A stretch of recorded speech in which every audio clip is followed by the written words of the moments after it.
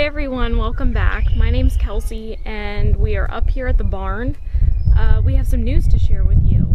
So, a few days ago we brought home our stud buckling Cookie, and ever since then he's just been a little sad, doesn't really want to play. The girls don't really like him, and I knew we would have to separate them here in a few weeks, and he was going to need a buddy.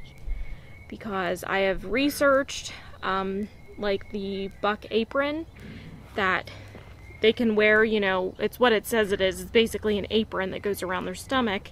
That way if they were to mount a doe, nothing can happen. Usually it's hit or miss with the aprons. They say, if there's a will, there's a way, and a buck and rut has a will.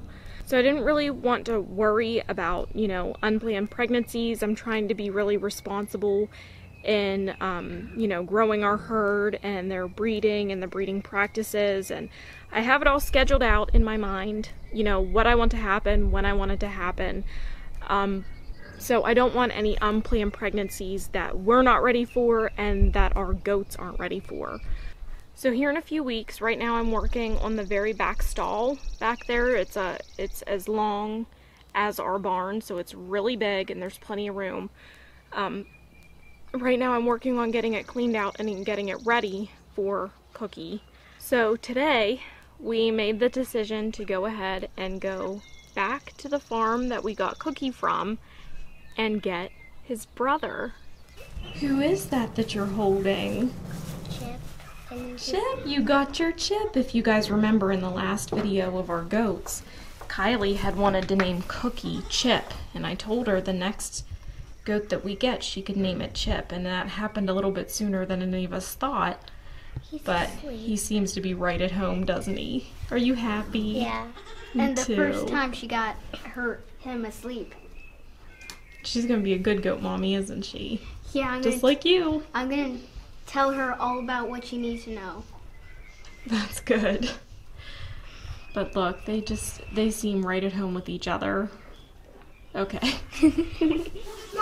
Have a nice wedding. What are they doing? Oh, they're eating. Yeah, they eat too much things. They really like that food. Yeah, they really like that food now. They do.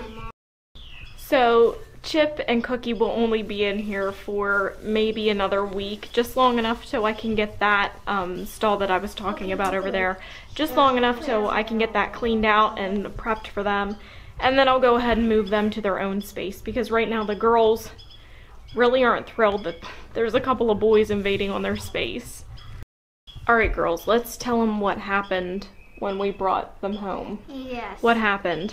So when we got home with Chip, he just immediately, he came out the door and he saw his brother. And then when we put him down, they go ahead. And they were thought they had their horns and they were playing. Headbutting. They were headbutting each other and they were playing, and that was the first time that Cookie has played at all since we brought him home. Yeah. And I know he, there's still an adjustment period. He was still getting used to his surroundings here, so he might have opened up a little bit, but I think we made the best decision for him and for the rest of us by just going ahead and getting his brother. That way he has a buddy that's his size and they can grow up together, and there shouldn't be any issues whenever we go to breed, because Fern and Hazel are only half sisters. So Haley, you gotta quit it. Not today. Whenever we were getting Chip out of the crate, he was, making his little goat noises. He was crying, and Cookie comes out of the barn and he's crying, and he's like, who is that? I know who that is.